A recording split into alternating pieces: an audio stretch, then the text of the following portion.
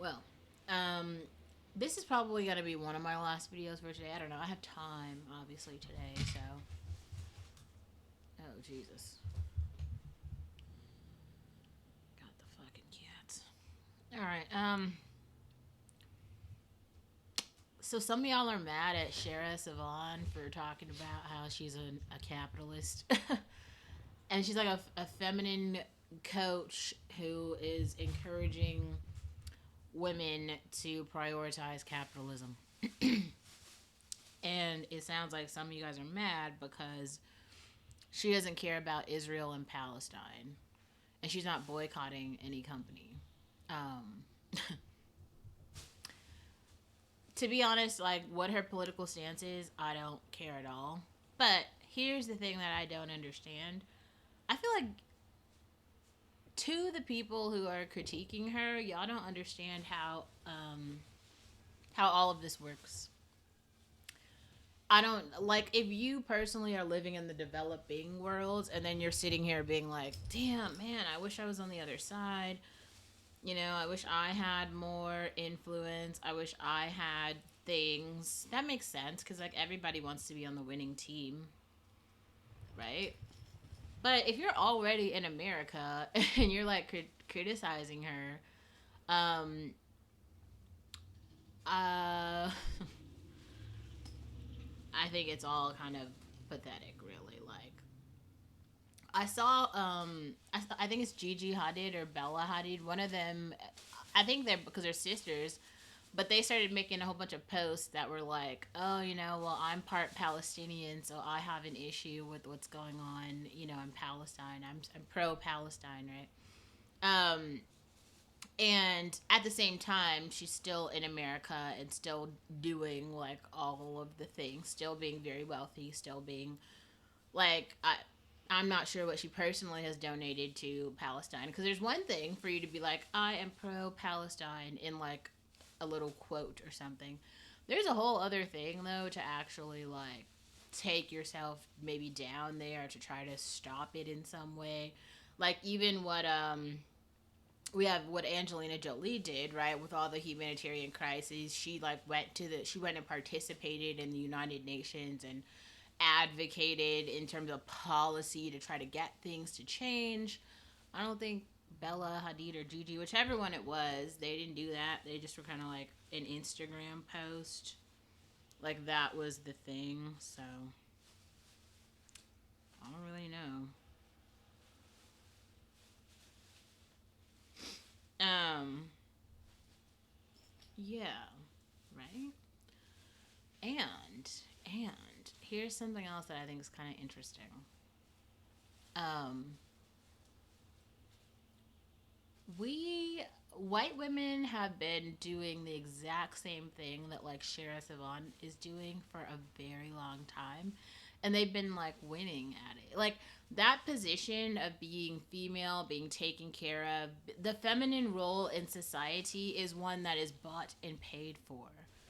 Like you there has to be people to go out into society and wear the dresses. If you haven't noticed, there's like a million stores, a million designers, so many catwalks. We have all these models, but where are the people who are just like wearing the dress, going to the dinner?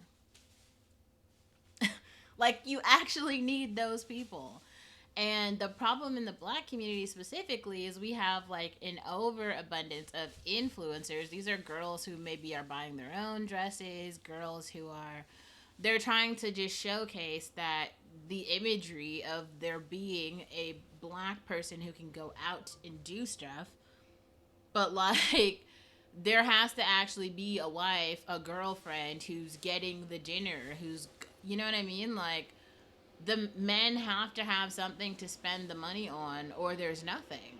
And it does seem like there is a surplus of men out here who are choosing like, oh yeah, I just don't want to take anyone on any dates. Okay, these men aren't going to be married. Those men aren't getting married. Those men aren't going to have any children. They're not going to have anything.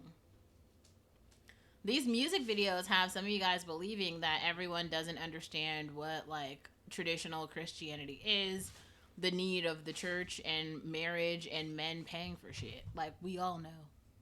We all know. And the men who are out here, like even the relationship gurus will be telling you this. They tell the men the same thing, like y'all are fucking up. Go listen to any of the conservative men. Look at the state of men, and all the criticism around men is how they are not accountable. They're losers. They are not making any money. They're bad in relationships. They don't know how to do shit. Even the Jordan Petersons of it all, they were like literally telling men to get their shit together.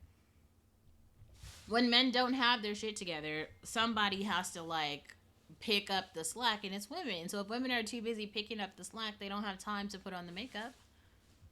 They don't have time to be like all super feminine and pretty and everything and take care of the house, and they're taking care of like all the bills and like every fucking thing else. There's a trade-off here. We need, like, American society has to have people like Shara Savon. And as a consumer, you get to choose who you want to be. Do you want to be like the woke radical women, right, who are on here fighting for other countries? If you want to go fight in Palestine, you can. You can go take a plane right now and go get blown up like everybody else. No shade, but that's something you can really do. Or you can just be in America and like kind of occupy your space as an American, even as like a black female American, and make some coins.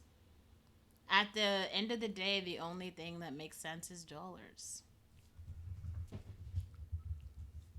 The only thing that makes dollars is cents. You get where I'm going, right? Y'all are mad at Shara for the wrong things. Be mad at capitalism. And if you're that mad about capitalism, like, leave. Stop participating. Go get yourself a little farm somewhere, right? Like, spend $100,000, get a farm, grow your own food, and then stay off the map.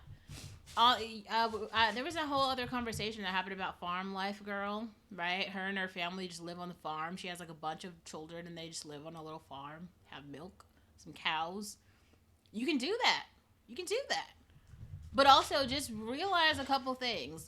If 80% of the women in this society right now, the city, because like most people are in the city, right?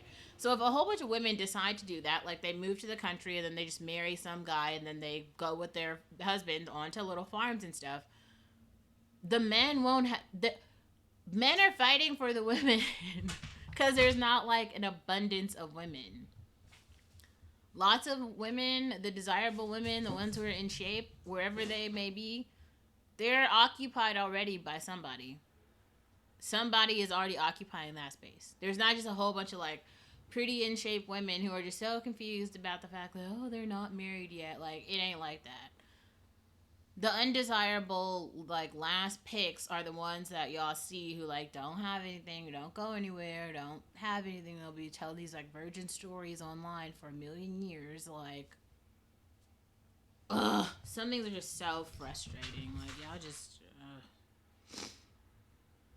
I don't even know.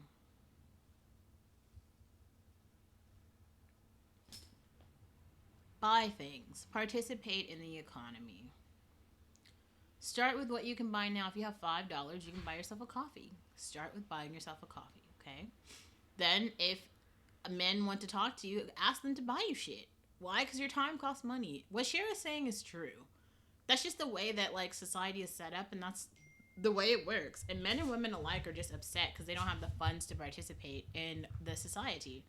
Now, if you're too busy participating in the society, you don't need to worry about what's happening in Palestine and wherever else in the world, because what she also said is right. There's a bunch of injustices happening here, and if you want to spend all day focusing on the injustices, you are going to be worn down and woke. You're going to be like, oh my God, being like a social justice warrior, especially for women of color, will fucking have you exhausted. You will be exhausted. You'll be fighting that fight all day. There's a million things that you could just be worn down over. It's going to make you fat and ugly. Don't do it.